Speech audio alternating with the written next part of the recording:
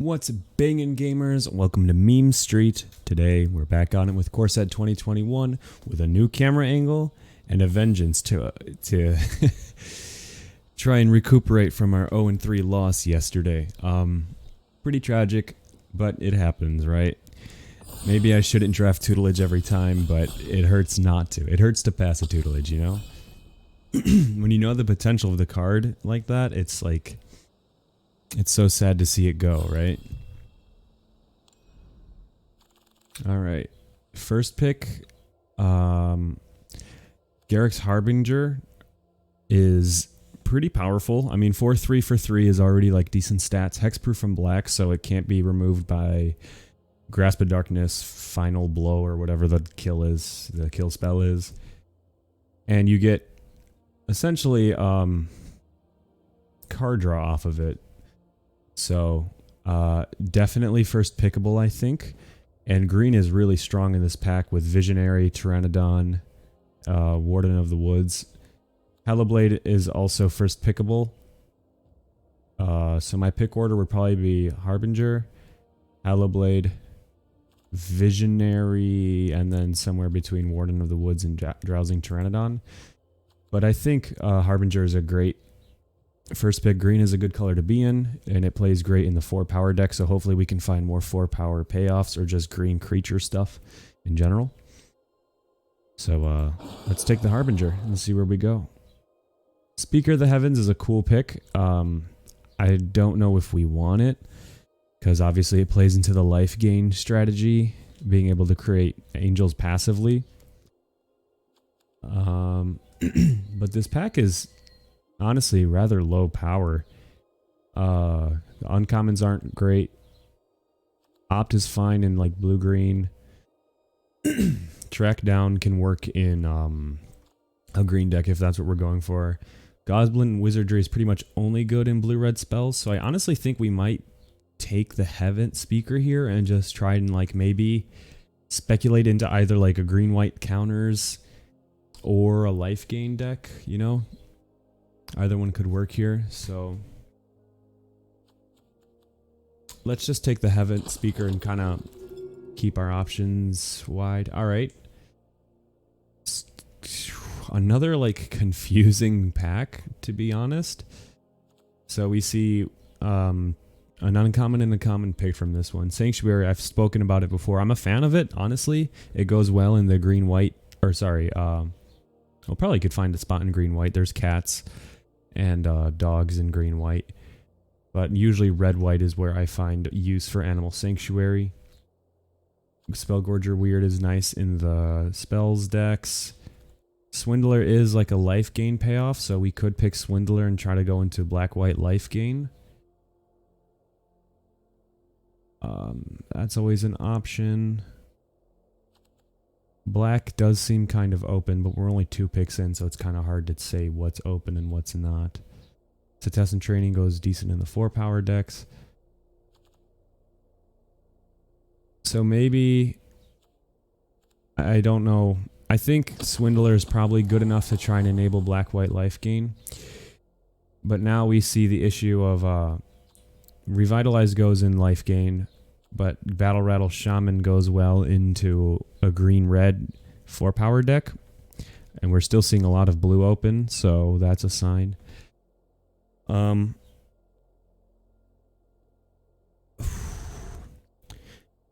Since none of these are like super powerful, I think we take the Battle Rattle Shaman and just kind of like pick a good card from each color. This might be a poor drafting strategy, but we're not really passing up on much.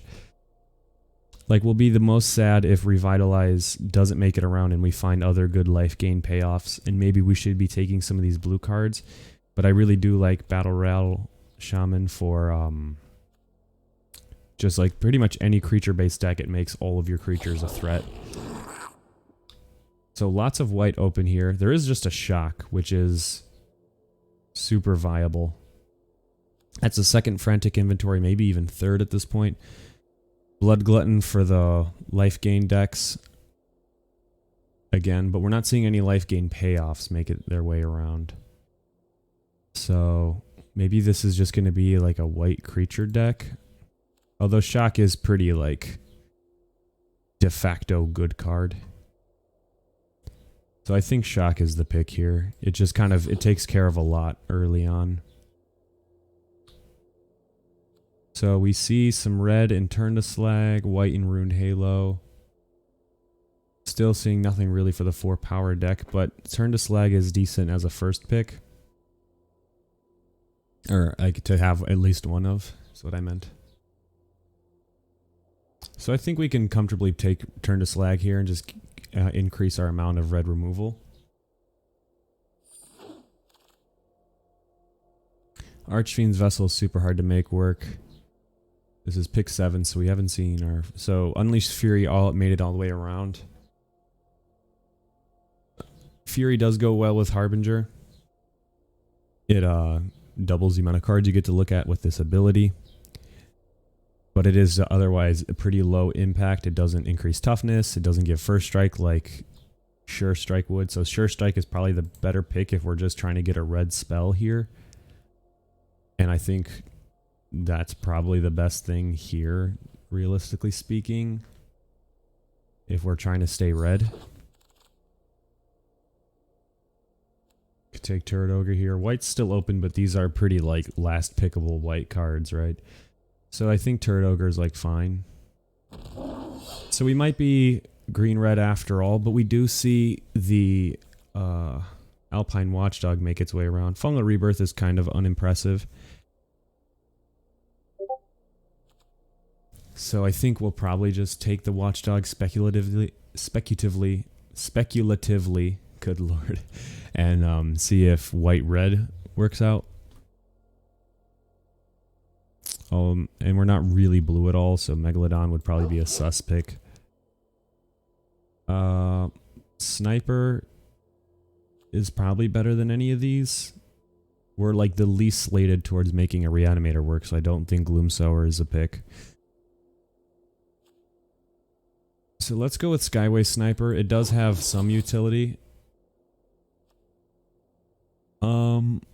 Yeah, let's go with Setessan Training. So we are kind of leaning into like a green-red sort of build here. Onake Ogre goes well into the 4 power decks. Chandra's Magmut is... It's a good one, but if we do end up with any of the 4 power payoffs, Onake Ogre is going to be more important. So I like the Ogre here. Gorehorn is pretty much really... But if we get Setessan Training on Gorehorn, that's pretty poggers. We'll take a Village Rites. Alright, so our first pack was pretty confusing. But we kind of found ourselves into green-red with some quality picks. Conspicuous Snoop is a pretty dud rare. And this whole pack isn't great for us if we're trying to be green-red. Lore Scale Quaddle is a bomb. It can get out of hand really easily. But it doesn't really fit in our colors. But we could maybe turn into a blue something deck. And we're not really... What we're missing out on most is a Pride Malkin, but with the amount of green that got passed around late, Pride Malkin might make it to us, but any green-white drafter is probably going to pick up Pride Malkin, but I don't love our red options here. So maybe Lore Scale is the pick, and then we kind of see where it goes. Like, that's dangerous with... Like, I don't know if we can play Teamer, but... Well, we might have to play blue now. With a Sublime Epiphany, this card is a total blowout. Every time you play it, it pretty much like ends the game in your favor. And we see it next to an Experimental Overload, so the uncommon must have been nuts for our opponent here. So I think we want to shift into a blue something or other kind of deck. Quaddle and Overload are both powerhouses in their respective decks, but Sublime Epiphany just does 5 things on a single card at instant speed. You can completely derail an opponent. So we're going to have to find a way to shift in the blue, be it blue-red or green-red. So we're seeing Indulging Patrician, so we are seeing like the life gain payoff there, but we don't want that anymore. So if we're shifting more into blue, Rousing Reed is a good one. I think we probably drop our green realistically and become a red-blue weirdo spells deck. I think. It goes in the 3-drop slot. Although it's really not looking very open. So we could be like a red-blue beatdown. We might have to forget our Sublime Epiphany pick, if I'm being brutally honest. Havoc Jester is just like a decent 5/5 for 5. So it's playable in that sense. It technically works in a 4-power deck. Do we have any permanent sacrificing here? Not really. So I think Anake Ogre is probably the pick over it if we do want to be like a 4-power deck. I'm so confused, you guys.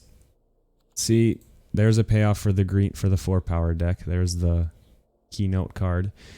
And then we kind of assert ourselves into green-red. And blue's not open. So maybe we just forget about the Sublime Epiphany pick. Gnarled Sage for 5 mana is probably worse than Anake Ogre for 3. So probably just another Ogre. Like, I'm pretty comfortable playing Ogres in high numbers because they get blocked easily, but with a training and sure strike, they can bring down the pain. Ranger's Guile honestly could be playable. Also, Bone Pit Brute is what I'm considering here. As a 6 mana drop, we do have some ramp, so probably Bone Pit is I think a Ranger's Guile could wheel. So we'll pick Bone Pit as a higher power creature. I think now we take a Havoc Jester. Pride Malkin made its way around, which is awesome because that gives us trample. So this Rousing Reed is probably gone. Look, my monitor just dipped on me. It's a new monitor, I swear.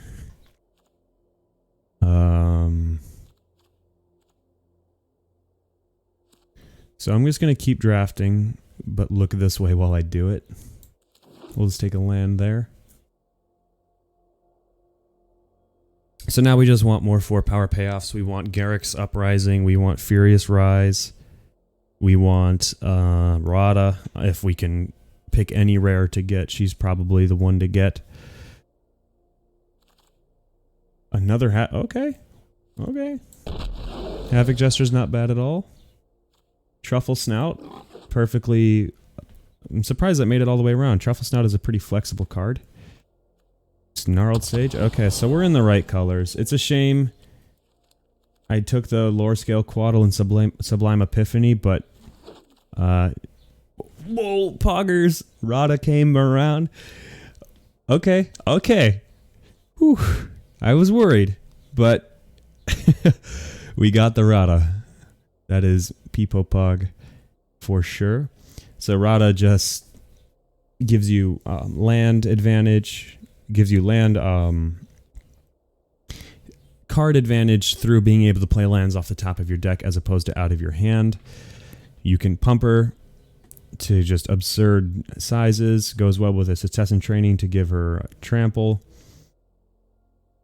So I'm a big fan of Radda. Definitely the rare we wanted to open. So we'll snap her up for sure. Oh my goodness. Volcanic Salvo is crazy. 6 damage to 2 creatures, and with all of our 3-drops having high power, it is going to be very cheap most of the time. Waker of Waves obviously is a great card. Scourge is good too, but Salvo is definitely going to be our pick here. So we're still praying that we get those. I think a second shock actually is pretty nice. Holds down the early game. Wouldn't mind a track down, but we're still like praying that we get past a Garrick's Uprisings for card draw. But it's looking more and more like that won't happen. Furious Rise is pretty much, it's like a worse Garrick's Uprising because it doesn't draw a card on entry and it can't draw you multiple cards a turn, but it is a form of card draw in these colors. We could actually probably make Transmogrify work in some way, but probably would just take the Rugged Highlands before it because it's just such a high roll kind of card. But we are very happy to see Furious Rise there. We could take a Sanctum of Fruitful Harvest to ramp us, but we don't really need ramp because we have enough. But do we take a fourth Onake Ogre is kind of the question there. It's like, do we need 4 Onake Ogres? Or do we want a Sanctum? I mean, it's a 3-mana do nothing. Not do nothing. It's a ramp on the following turn. So I think Onake Ogre is probably just a safer decision. Wow. Jeez. Chandra's Incinerator came. Okay. So we don't really have card draw, but we have some powerhouses now. So a 6/6 Trampler that gets cheaper if we deal non-combat damage, which we can through our shock. Any other ways? Not. Oh, technically Turret Ogre entering the battlefield can deal damage and make this cheaper. Havoc Jester. So now we could take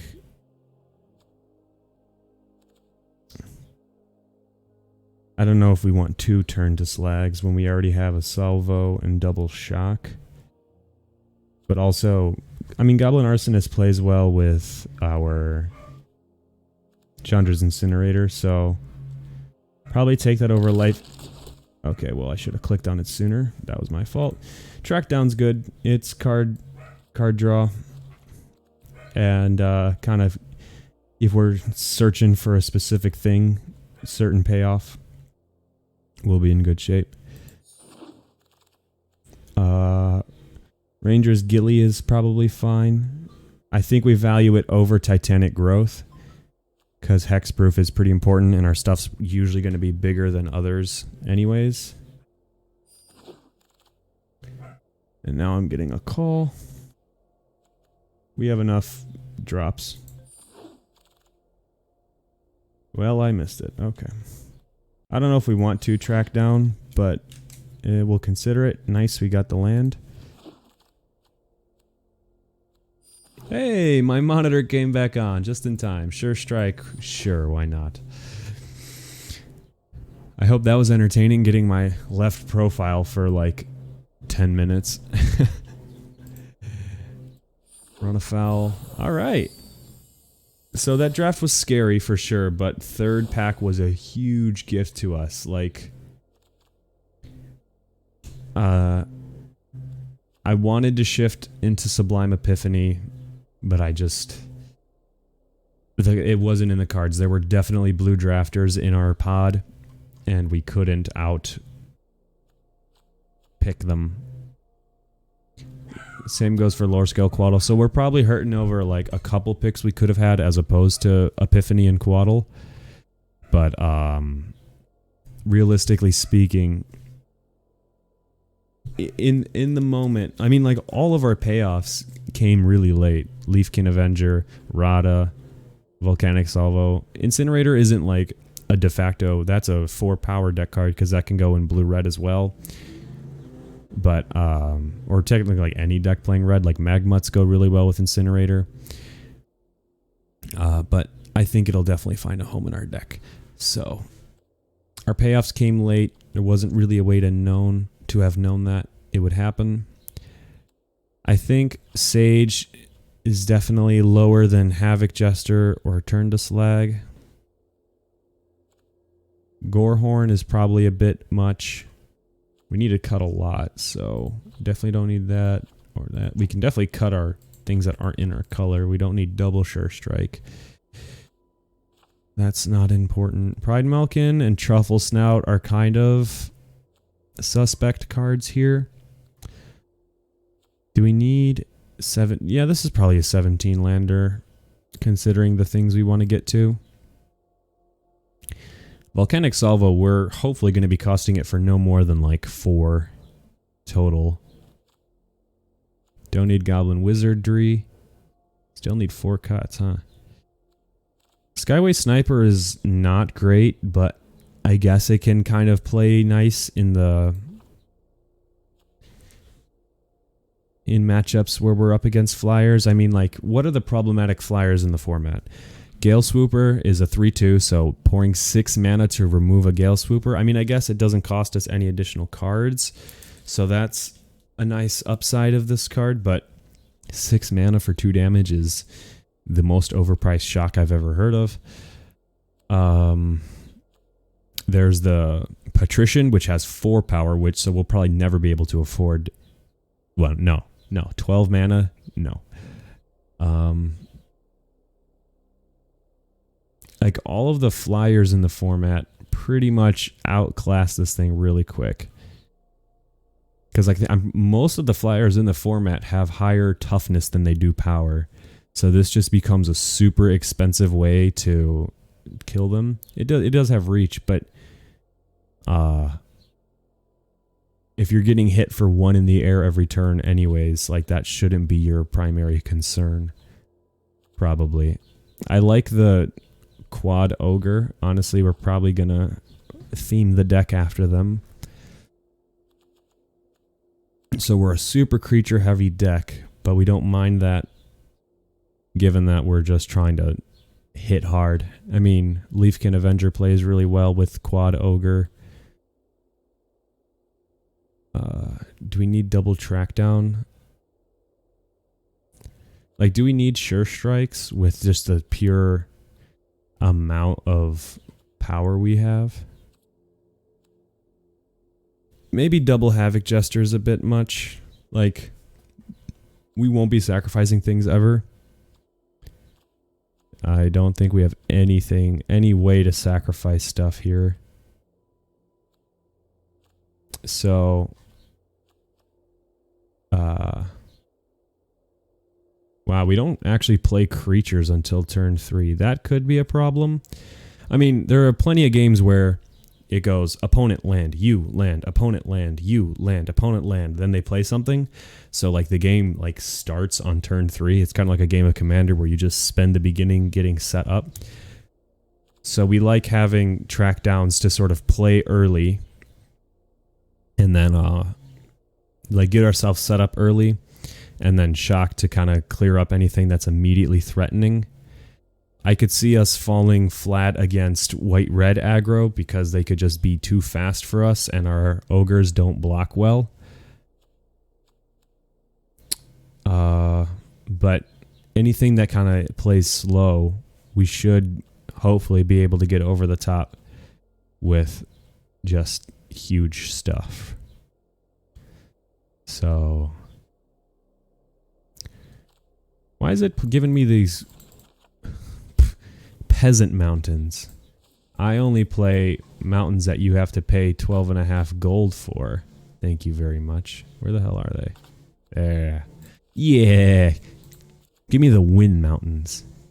I want to win. Someone's cutting grass outside my house. It's nice and noisy. So Bone Pit Brute is what I'm thinking of here. Like, do we need a 6 mana creature? I mean, we've got 5, 6, 2 6s, really.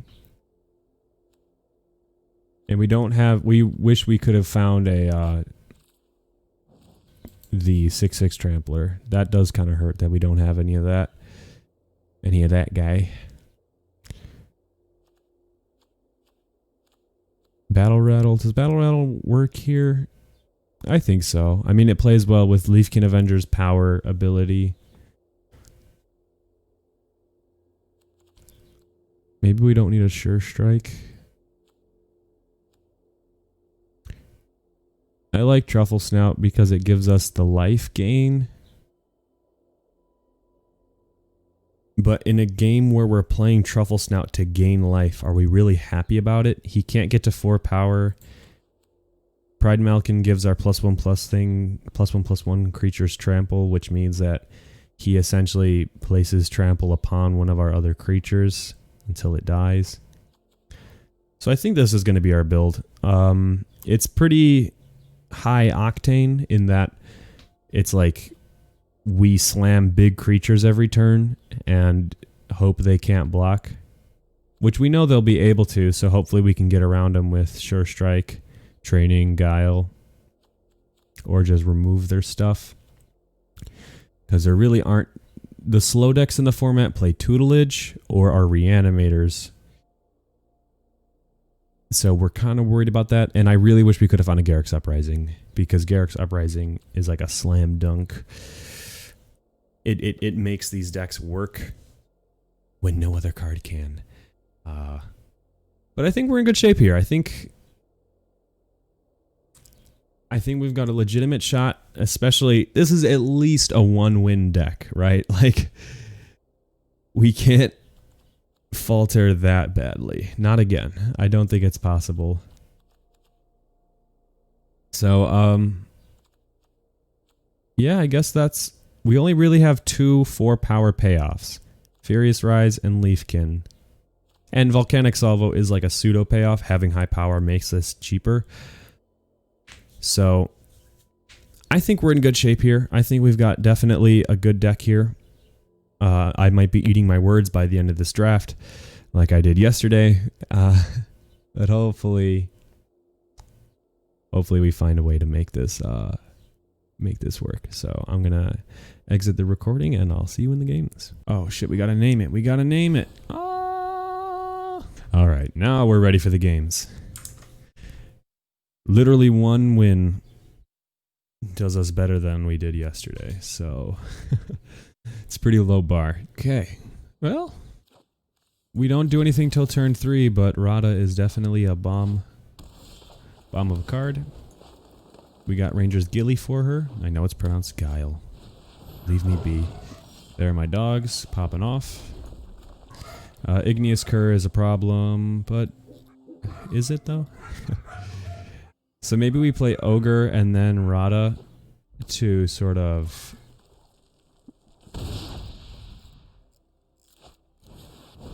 Makeshift Battalion. So I say we play Ogre and then Radda keep her up with defense, because we don't want her to just get like Scorching Dragon fired or anything. We don't want her to be removed by like baby removal. She deserves better. Falconer Adept. Turd Ogre will play nice against that. And now Radda will be... Oh, Small Brain. I should have played her first, so then we could have potentially gotten the free land. It's okay. It's okay, I guess. Alright, what are they gonna try and do to me here? Animal Sanctuary actually is pretty epic for them, because it works with the birds off of Falconer Adept and with Igneous Cur. So now we're pretty much just in like keep Radda alive mode. They attack with all. We are gonna try and trade Onake Ogre for Makeshift. They can pump Igneous Cur and then put things on it with Sanctuary, so we're not gonna block with her. So they're probably gonna pump and then counter, which would actually be quite the move here. There's people trolling in front of my house, so my dogs are going nuts. So they tap a white, tap a red, and Animal Sanctuary, presumably to put it on Kerr. Maybe the bird. Yeah, figured as much. So we're taking 5, which we aren't happy about. It brings us down a healthy margin, but having Radda alive is pretty epic. Incinerator is a nice follow-up.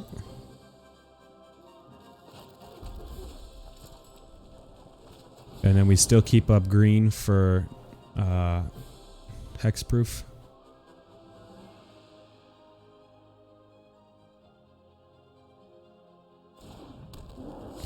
They really waited a while. So at this point, we just want to run them out of gas and then kind of take over with Radda's card advantage and with big creatures like Incinerator, because red-white is going to have trouble, especially this low to the ground red-white deck is going to have trouble dealing with a 6/6, at least from what we can assume. Although Animal Sanctuary in the long term will be problematic, but we do have answers through Sure Strike. Oh, and now they're going to pump it up even more. Okay.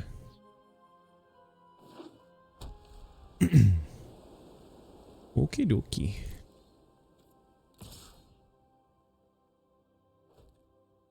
So we're going to offer the trade. Oh, they're going to Sanctuary preemptively. Okay. How brave. So they did get this token for free, so they're not like 2 for 1ing us per se. And I'm just going to pray that they're holding up priority because they can pump Igneous Cur. Okay. So that problem is out of the way now. We play a Watchdog. Really does play well with Sanctuary, but Incinerator is just a huge issue for them. And once we give Radda Trample, her 6 power ability looks way better. Because then she's swinging for, presumably, she's going to be a 10-9 with the Tessin Training Trampler first strike. So that's going to be, she's going to be extra trunk. And we know we're drawing Ogre next turn. Hopefully there's a land underneath them so we get maximum value. Oh, well, Shock is good too. Shock actually plays very well onto this board. So let's Tessin Training onto Radda. Then we'll Onake Ogre. And keep up Shock. And do we start attacking now? Like, when do we start attacking? Yeah, let's attack with Incinerator. Oh. Hold up. Whenever a source you control deals non-combat damage to an opponent, Chandra's Incinerator deals that much damage to a target creature or planeswalker that player controls. So we can shock them, and then Incinerator will instant speed deal damage to one of their creatures. I'm glad I read that card, because in my head I was only treating it as a 6-mana 6/6 Trampler, essentially. Which is essentially like the big dinosaur. This, you know, the big dinosaur Trampler. You all know what I'm talking about, eh? Alright, let's see if they double block up on it. So I'm assuming they intend to pump up Igneous Cur. So right now they don't kill this, so I'm gonna let them pump first just to be certain I do this right. And now we hit them for 2, hit their creature for 2, kill Onake Ogre, and still trample over. Blowout play. Galaxy Brain. I'm just thrilled that this game is going well, because yesterday my games were so garbage. Oh, you guys, the value! Oh my gosh. So, Garrick's Harbinger is nice. Battle. These are all good cards. So here's what we're gonna do. We're going to draw Garrick's Harbinger now. And then next turn we draw a Battle Rattle. We have the mountain to play off the top. We honestly could be pressuring harder with Radda, but I don't think we're really in a rush here. Yeah, we'll just kind of play it safe and keep our Sure Strike in hand. I don't think they block here. They do. Let's see if they've got any crazy pump spells or if they're just planning on Animal Sanctuarying. Nope, they're just jumping off. Okay. We're not afraid of the black board wipe because I don't have black, obviously. And even if they did, it wouldn't touch Harbinger, so... Well, I think the black... Hexproof is different than protection. Oh, okay. That's a fair... It's a fair way to play it. I won't shame them for that. It is a problematic card, but now Radda goes, like, unchallenged and just gets a lot of power. I think we just one-shot with Radda next turn. So let's swing with all.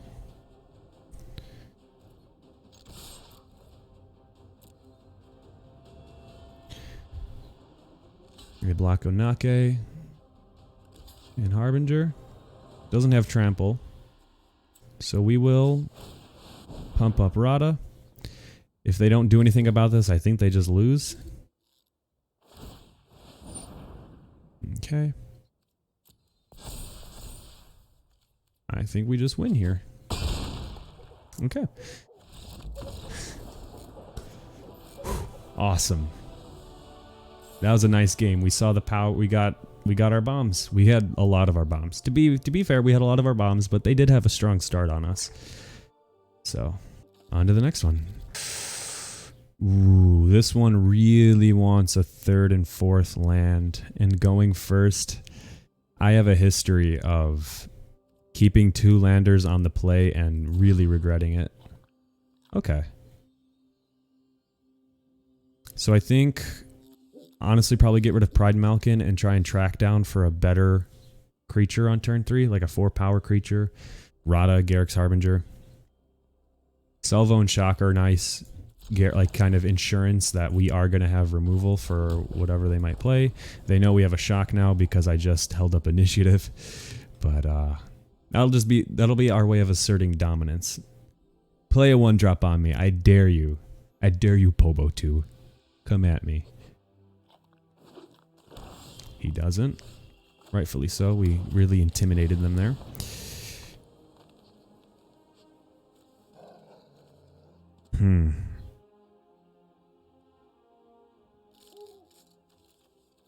We are not happy about that, but at least we got out of a land chunk there.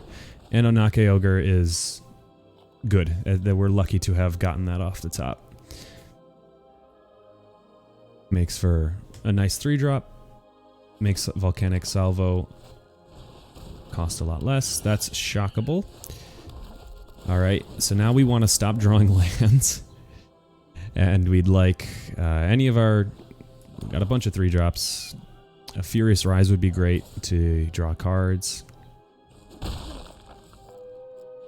Harbinger would be awesome because it's got the hexproof. Leafkin Avenger is probably one of the best things we could have hoped for. I don't want to swing into a Death Bloom. We can probably honestly shock that. It does like give them value because they get the 1/1, but are we really that scared of a 1/1? Whatever we draw, we can... This taps for 2 mana, so Leafkin was an awesome top deck. We see the Eliminate. This only taps for 1 now. My dogs. Who the hell is like doing Fortnite dances out my front door? Like my dogs. It's probably just like a mailman or something, but. All right. What do I do here? Because I can play. This isn't instant.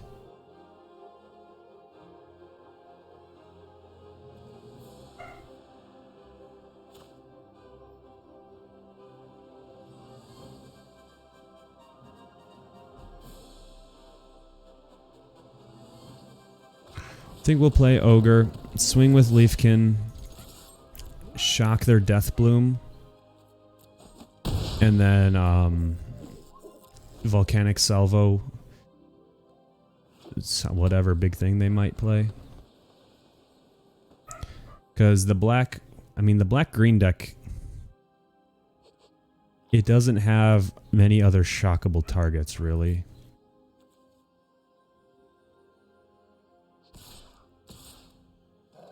They're keeping up Fetid Imp on defense. We'll shock Deathbloom. So now we can salvo Fetid Imp and whatever big thing they play next. I'm kind of predicting the Twin Blade Assassins, or maybe just like the Mauler. The 3/3 cat that gets bigger. Another Thallid also is an option. So we really don't want to get our card advantage. We want a Radda or just one of our big problematic creatures. Harbinger would be great to get us some card draw, or potential card draw upon dealing damage.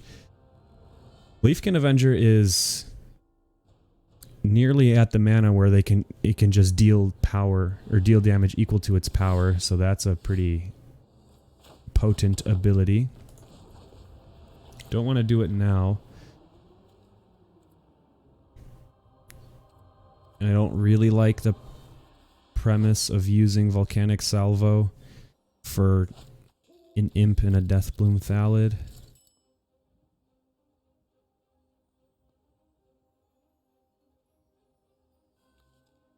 So maybe I just keep these up on defense. Because Salvo definitely has better targets in this matchup, right?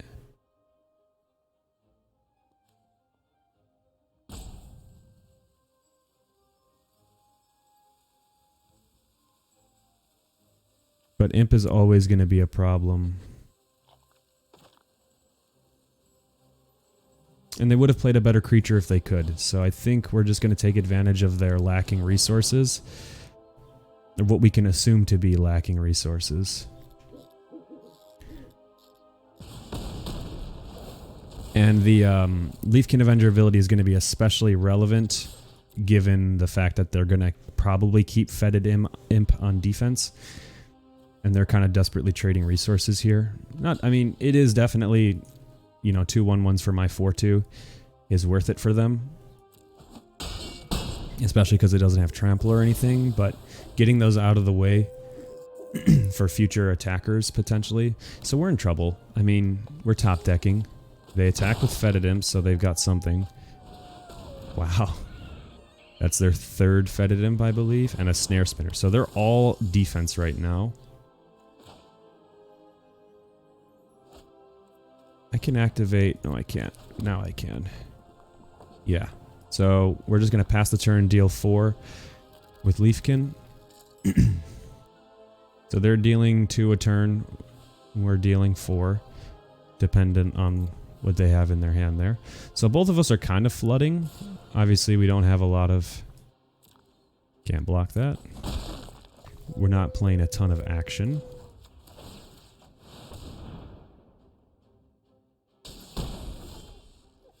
Shock is nice, so we'll just end the turn nice and easy here, but we aren't forced to use Shock, and we really would rather just deal another 4 damage with Leafkin. Like, if they don't get rid of Leafkin this turn, they could have Alchemist's Gift or whatever to deal 1/1 and give Death Touch. Okay.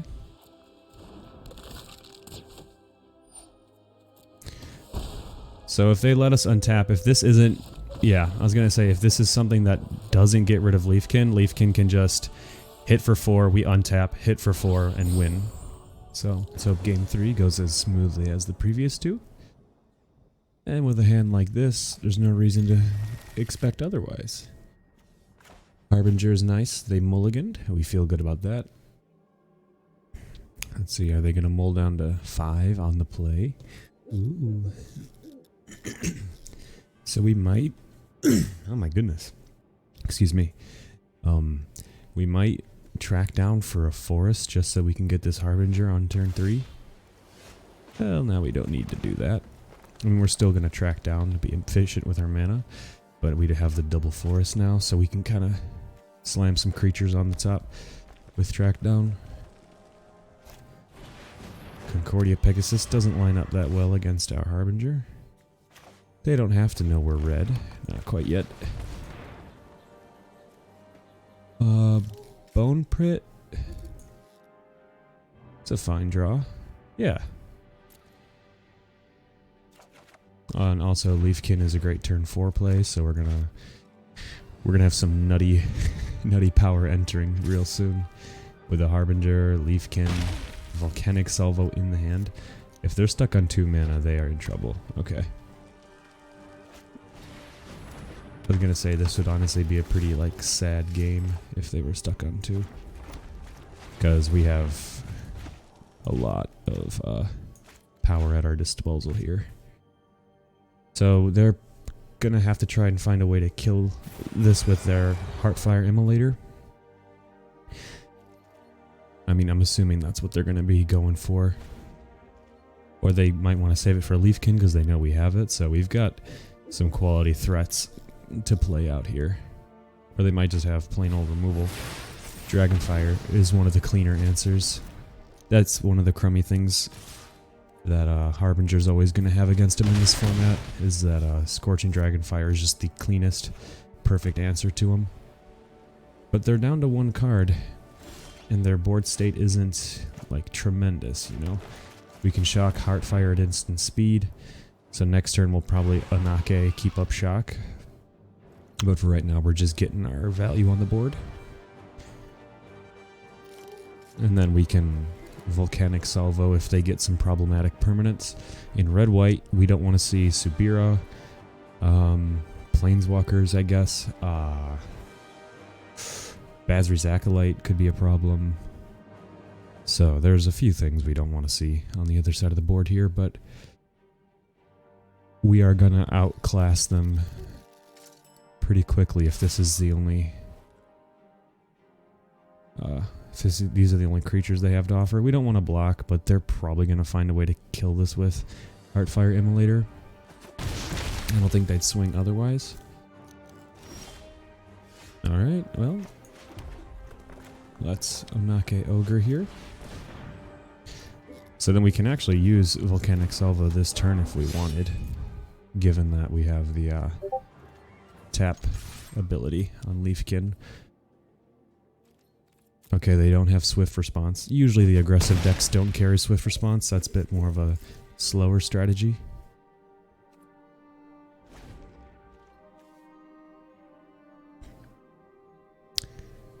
I think we might block the Heartfire with Anake Ogre, just to kind of force them to sack it.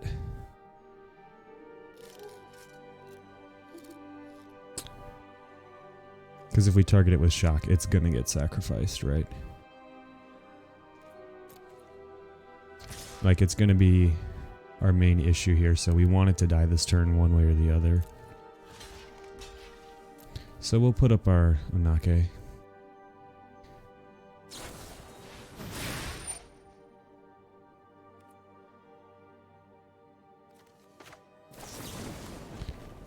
So now we try and shock it, so they can't kill Leafkin if they sack it. Unless they've got another instant speed spell. But what I'm assuming is they're just gonna... yeah. So that's about what we could have expected there. But the shock forced it out of them, so... We take that trade. Alright, Bone Pit makes Leafkin nice and huge. And Leafkin swings. And now we've got him... we're at their throat with a Volcanic Salvo. We can just hardcast. Unless they remove something. Probably the worst thing we could see here is like a Swift Response. Or just... removal on Leafkin is the worst thing we can see here. Because Leafkin is really our long game. So... and they can't take the heat, baby. Nice. So we're 3-0. So if you've watched me before, you know 3 is like my threshold for maintaining my happiness. But now it's all sugar and cookies from here. Well, we've got early game with Shock, and we can protect Radda with our Ranger's Guile, so not a ton of value, but turn 3 Radda is just nice to have in our opening hand, and Shock can clear out early aggro. Wall of Runes. Okay, so we're up against probably a tutelage deck, to be honest. They like what they have on top. Harbinger is a great draw. So this is either just blue-red spells or blue-white, not flyers, but we'll just kill that now. It's efficient, it works. Harbinger is a great draw. We have 2 Shocks. Alright, I'm I'm imagining things, I guess. We'll probably play Harbinger next turn.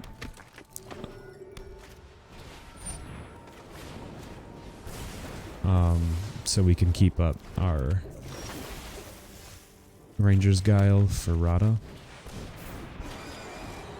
But now Harbinger kind of attacks really profitably here. And if they let it through, it's card advantage, so it's kind of it's on them. The onus is upon them to deal with it.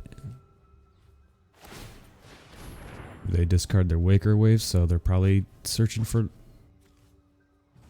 Oh my gosh. That is like the ultimate feel bad. Having to get rid of your Sublime Epiphany for a land. I feel for these fellas. I should have waited to play Radda and get the land off the top. That was silly of me. I stay stupid out here. Yep. Yep. Well. Nope. That honestly might prop the concession. Because we are just so... Yep. Yeah. We're so very far ahead now. That was a quick one. This is a stark contrast to yesterday's games where we were just getting clapped left and right. A Domri avatar. Okay. You don't see that often. You also don't see such a pretty hand often, but... Alright, so we gotta play our mountain and then pass the turn super fast. This hand does not really have longevity, but...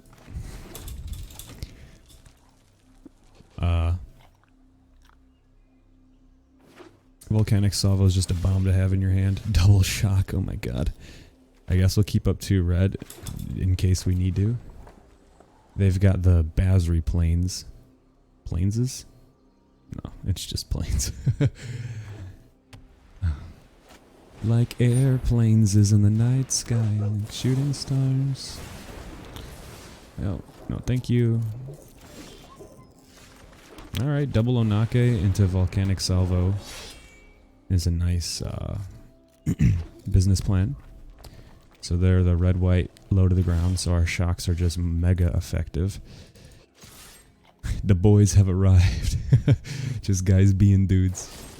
Swift response, that's cool. We could have Ranger's Guiled it, but this is more efficient with our mana. And makeshift, that's a shockable target. We can get in, play another Onake Ogre, and then we have Volcanic Salvo up. So we've got it going on. Now we just kind of got to pray. Battlements doesn't block very well against our Ogre. And they're looking at our graveyard for some reason. We're just going to swing, hope they don't have another swift response. Because we are kind of running low on, you know, power. Scorching Dragonfire, we will save it here. Because they're down to their last legs here. And we want to salvo for maximum value, so we won't cast it quite yet. Another Watchdog. Solidarity. Alright, this is a blowout. I think that's game. Wow. What a game. Jeez. Bro, me and the boys just cleaning out enemies in like sub 2 minutes. We fucking speed ran that one. A mountain makes this hand awesome, so I'm going to keep it. We've got time to draw it. So, and we do have the dual land as well. But I mean, Radda, Leafkin, Turn to Slag are all quality. It's a quality curve right there. A little dangerous if we don't get our mountain. Arsonist is a little troubling. Trackdown's really comforting because that really helps us find our mountain. Ooh, mirror match. We're already up a card because they mold, so that's awesome. Alright, we will trek down, hopefully finding our red mana.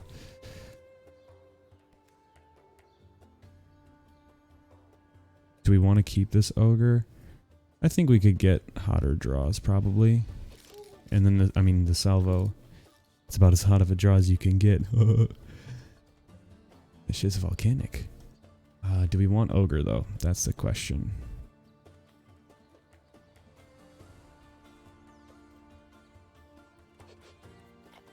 I don't think so.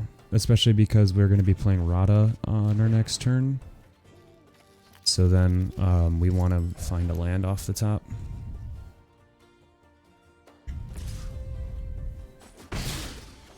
Are they stuck on 2? Oh, they're stuck on 2. Well, they do have Scorching Dragonfire up. So we could just play our ogre out.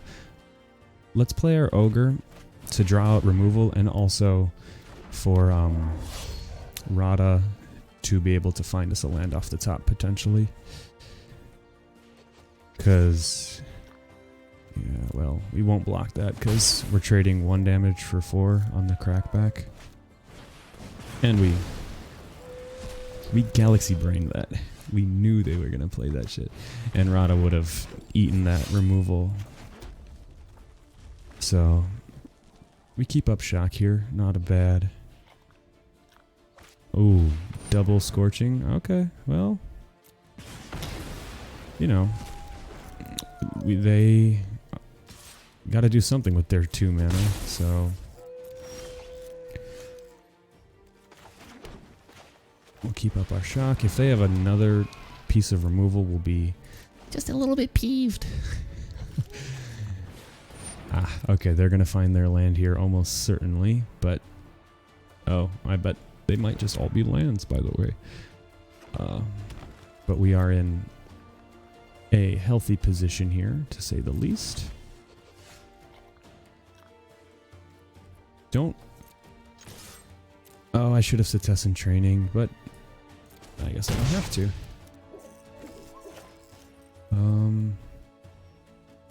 Sure. We'll Setessan training. Get our card draw. Ugh. I was comfortable because I was like, well, if we want to use Sure Strike or Shock, we want to keep up our 2 mountains, but not getting to play Harbinger here actually does kind of... It's a little pull of the ear, a flick on the head. What's happening? Alright, you can attack, pass the damage. Because Arsonist is putting in work. Turret Ogre. Did we just shock the frickin' Arsonist? Let's just shock the Arsonist. Like, when there's not going to be a better target in the 4 power decks. I mean, I guess an Anake Ogre, but just as an annoyance.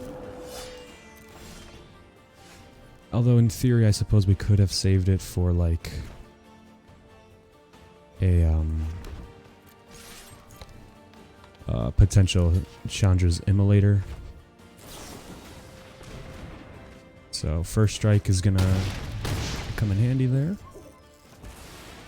We're gonna have Harbinger up. Volcanic Salvo is gonna be nearly free, so we are in. Okay, that's game? Not quite, but like it would have to tap itself to deal its 5 damage. So we could just turn to Slag, hit for a bunch. Might as well. I mean, this is just a quality play. Remove their thing, hit for a bunch, draw a card off of Harbinger. Pride Malkin's a pretty low value pick, but we'll take it. Volcanic Salvo still up. And they need to get rid of Leafkin because we could just pay for its ability. Doesn't matter what blockers they have. Are we really going to use Salvo on a Truffle Snout? That is like the saddest thing. We're having roast piggy tonight.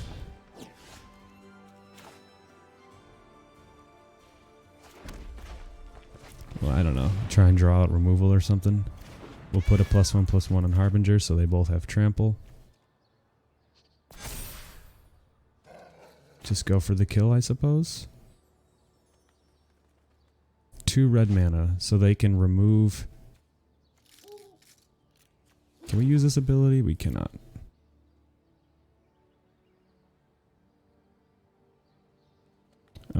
Whatever we got, let's... No, we'll just attack.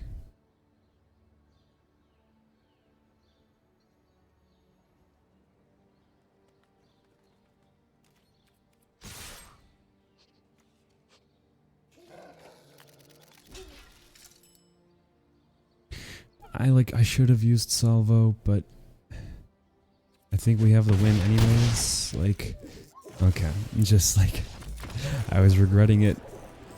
I always do that. I'm like, no, let's play safe. And then I'm like, I should not have played safe. But then that happens and it doesn't matter in the end. Let's get a nice refreshing breath. In through your nose, out through your mouth. Have we learned our lesson? I think so. We have no creatures, so Ranger's Guile can go. But I think we keep this and just hope. We've got Quad Ogre, so Furious Rise is a nice draw engine. So we literally just finding any creature is great.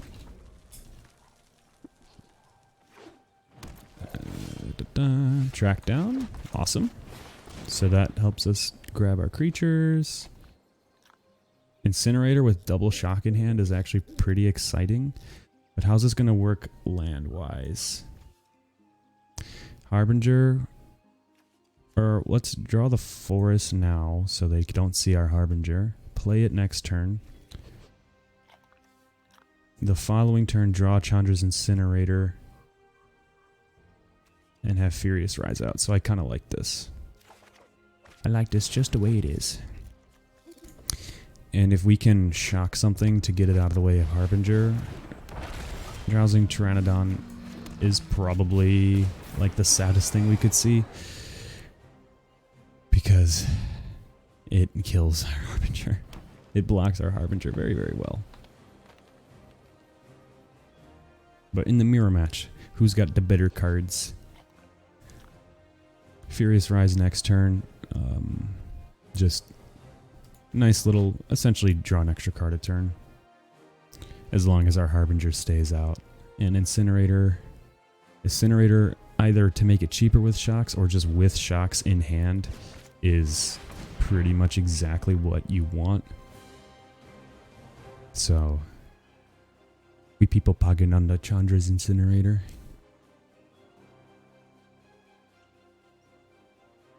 Alright, well they've fixed their lands probably for the rest of the game here.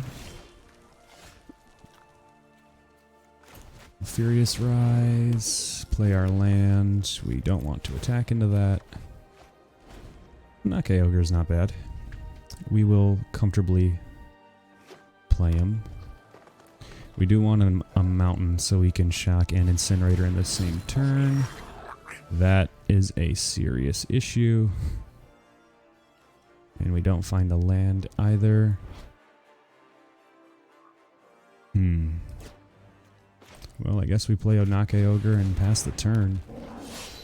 But now they can just start winning. Brash Taunter, if you don't have a Dragonfire or Seer Soul Seer, you pretty much lose. So we're going to have to get Incinerator down like ASAP and then just try and attack past that.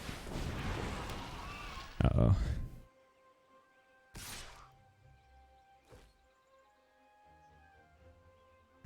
I don't mind blocking there, actually. Okay.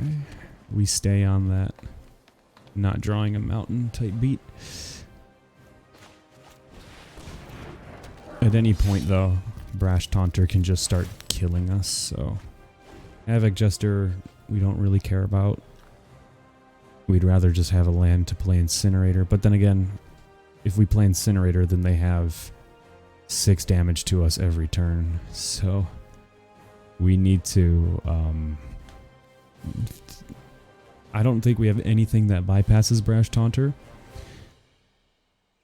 and I don't really know how we go over the top of it, because our Volcanic Salvo doesn't take care of it. Leafkin Avenger is a really big problem in doubles, and we're really not finding what we would hope to, right?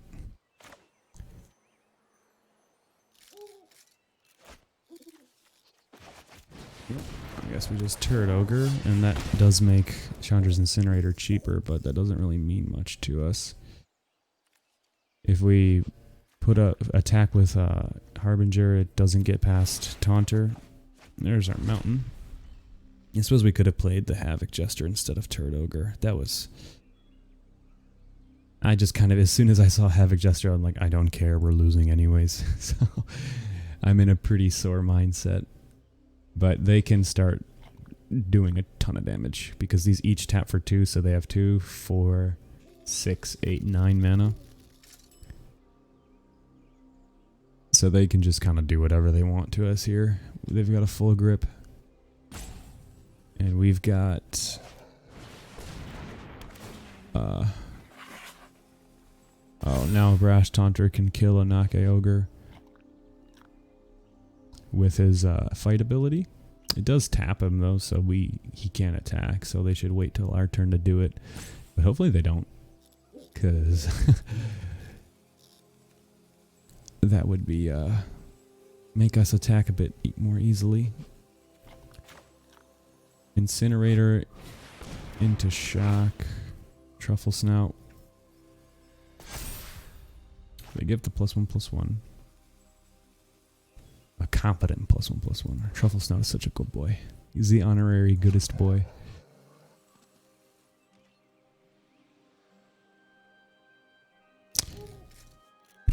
Still can Brash Taunter. Still should wait for our turn to do it, but maybe he doesn't. Yeah, like there's no reason to do it now. Well, Radda's a good draw. So we Incinerator, spend all our mana on that, and then it just, gets fought by Taunter and we lose 6 life. I know it's a pretty dismal attitude to have about it, but it's kind of the reality. Brash Taunter just, like, wipes the floor with our deck. Or wipes our deck with the floor. No, I said it first the right time. Oh my god. I need to play something else. Like, Chandra Incinerator is, like... We gotta play it, right? We're on a, 3-turn clock now. Because I can Brash Taunter, and then Brash Taunter, Leafkin Avenger. But, I don't know. We can show them our cool cards on our way to losing. But see, the thing is that it has Trample. So if we're ever gonna find a way to win, it's gonna be through trampling with the Incinerator, I think. They just get a free kill and 4 damage on our Ogre. So that's miserable. Like, I'd be in a bit brighter spirits if we had a Scorching Dragonfire to take care of this.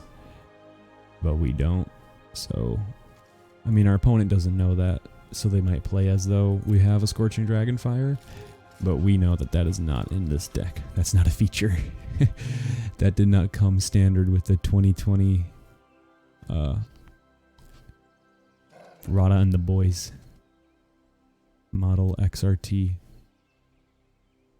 We got to show them our cool cards, but their cool card is a lot more rare, as the kids would say. On the now they kill everything on our board. The kids would say at summer camp. That's where that joke was going. Not really much of a joke. It's more of just like a weird repressed memory. So just forget I ever talked about it. Talked about what? So Brash Taunter can fight and kill Harbinger for free, Turd Ogre for free, or just hit Incinerator and bop us for 6. They probably can just like attack and like they can probably kill us this turn if they want to. Leafkin tapping for infinite mana right now. They each tap for 3. So we're not feeling too good about this one. Mr. Stark, I don't feel very well. I didn't mean to cast that. Oh, oh no. It is the saddest of times, my friends. Well, they attack it and deal 10 damage.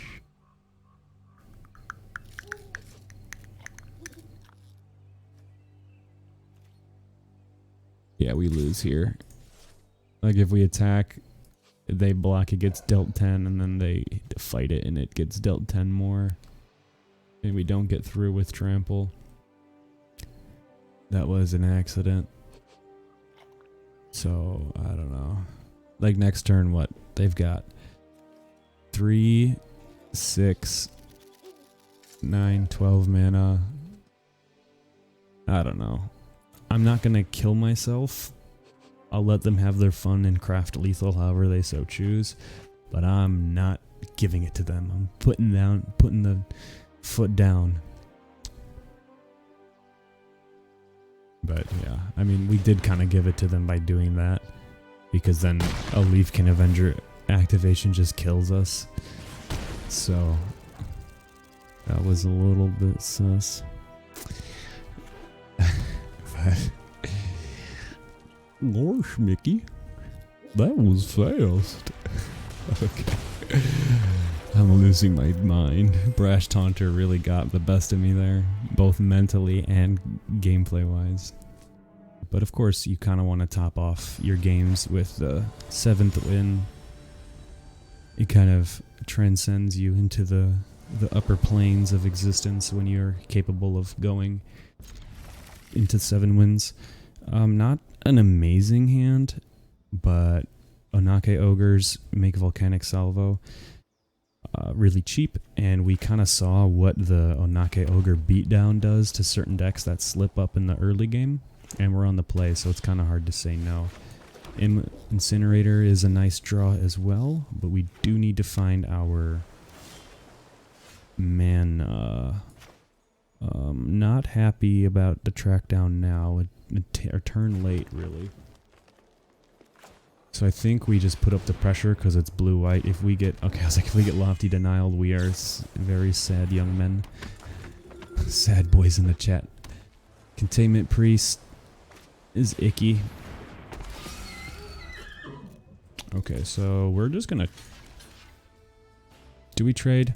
I don't think we do, considering we want Salvo. Whew, okay, that was a clutch draw. Alright, well, I could have traded there, but the thing is that we want Salvo to be cheap. Okay, well, I don't... Okay, I gotta focus in because I'm just kind of throwing. That was probably not a smart thing to do there. But now we're not going to trade 2 damage for 4. Glidemaster isn't really of particular concern. Let's try and find our second green mana. We don't.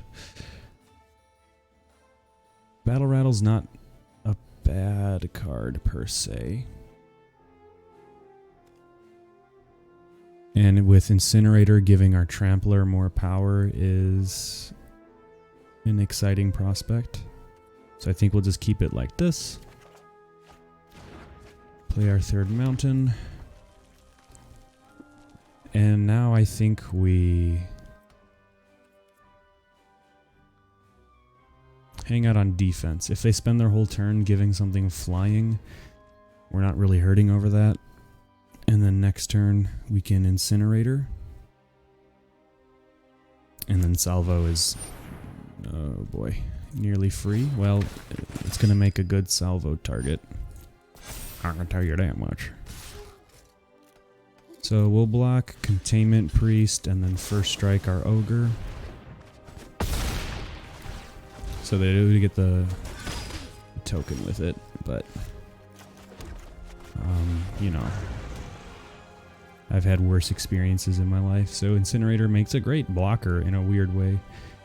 Don't tell me they're gonna Faith's Fetters it, because that would be kind of backbreaking. But we just want him to play another high value target, so Salvo just brings the beat down. Blue-white could maybe like return this to our hand or something funky. But also you kind of need to read the card. Look at all that text. It's a goddamn paragraph on there. Gaggle Master is an excellent thing we want to shoot out of the sky. I didn't know we were going to draw a Battle Rattle Shaman. So we're just going to go nuts to butts here. Take out their big things. Battle Rattle. Make Incinerator a huge issue. That boy tramples. Havoc Jester is just going to be like a quality 5-drop. So we've drawn our good cards. They've drawn their good cards, pretty much. It's just whose good cards are the goodest. They're really reading up on our cards. Literature is important, everyone. Stay in school. School's coming up. Let me know what you're planning on studying this coming fall semester. And if you're in high school, what's your favorite class in high school? Or ignore me, as the majority of the population does. If they're just spending mana to get flying, we have lethal if they do this. I mean, this guy is Vigilance. I kind of forgot about that. Swift Response makes us shed a single tear for our brethren. Ooh, but Jester with a Cetessan training on it. I do like that idea. So let's get in there with Ogre. Do we want to get in there with Ogre? Trade it for a 2/2? With a Havoc Jester and Cetessan training on the way. Let's see if they take the trade. I think they will. That's smart of them. That might have been stupid of me. But I've got this weird feeling that we're on the edge of victory here and we just want to clear their blockers. Maybe with a Trampler on the way we shouldn't have done that. I'm playing so... what's the term when you're... I'm flighty at the moment. Shallow-minded. Clouded. Judgment is clouded. If they're gonna counter something, I'd rather it be Turret Ogre. Okay. We get in our 2 damage for free. Let's give Jester Trample. Make it an issue for them. So the problem is that, well, actually we do have the reach now. So I guess their flying isn't as threatening. Do they have another Swift Response? I'll shed a single tear. I already made that joke, but it will be upsetting if they have another Swift Response. I will be thoroughly disappointed in my opponent. I don't know what pump spells they could have here.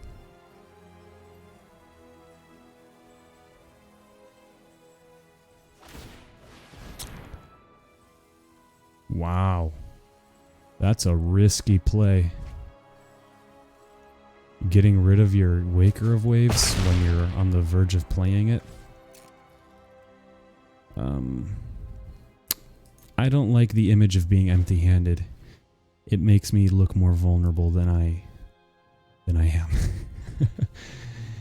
So amazing. So this is the first video where I've got the drafting footage and the games all recorded, and I got to 7 wins.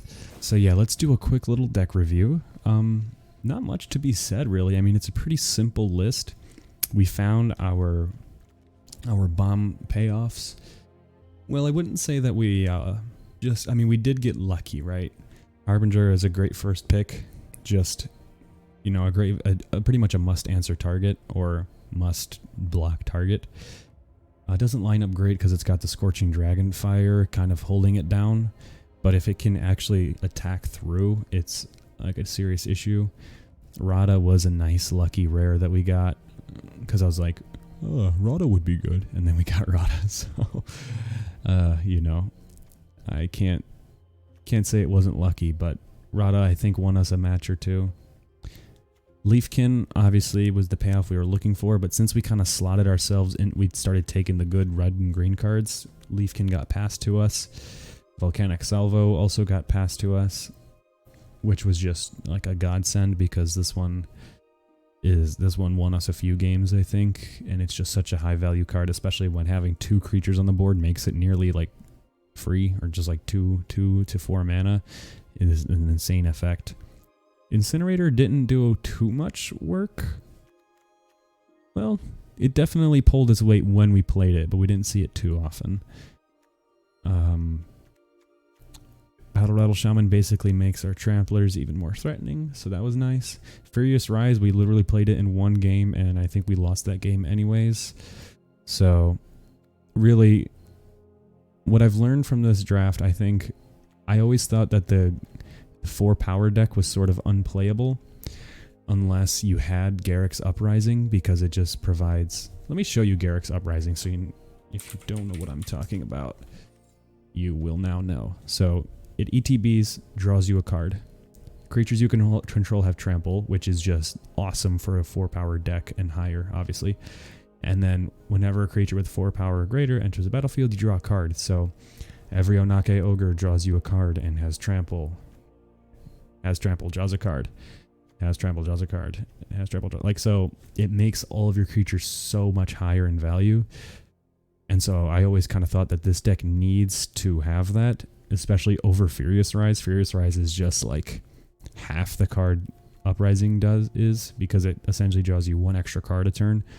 It doesn't even stay in your hand. You like have to play it or it goes away forever. So Furious Rise is like a sore substitute for Garruk's Uprising, and we still like clapped the boys out here. So Bone Pit Brute overperformed. The one time I played it, it like was just like it gave a huge swing in our favor. So yeah, solid deck. Double Shock really helped us out in the early game. So overall, just like a real solid deck. The curve is nice and even. Although we didn't have too much card draw, track down really like kind of made our game plan clear a lot of times. So it puts a creature or land into your hand, but it also allows you to say, hey, well, I want that Volcanic Salvo, but I don't need it right now. So I'll put it 3 cards down, but I know I'm going to get it. So track down, I think, kind of like was our substitute teacher instead of Garruk's Uprising. It kind of it gave us the game plan for every game we had. It was just like, okay, so this is what the turn sequence is going to look like. And when your turn sequence looks like 4 power creature, 4 power payoff, Volcanic Salvo, 2 other creatures, or Chandra's Incinerator, it's like, it's pretty hard to compete, as we saw in some of those games. We won like 3 games in under like 5 minutes. So anyway, yeah, thanks for sticking around. Hope you enjoyed the video. First 7 wins with the full proper recording. I know the audio was a little shoddy at first, but I'm going to get it right next time. I hope you believe in me, and thanks for watching.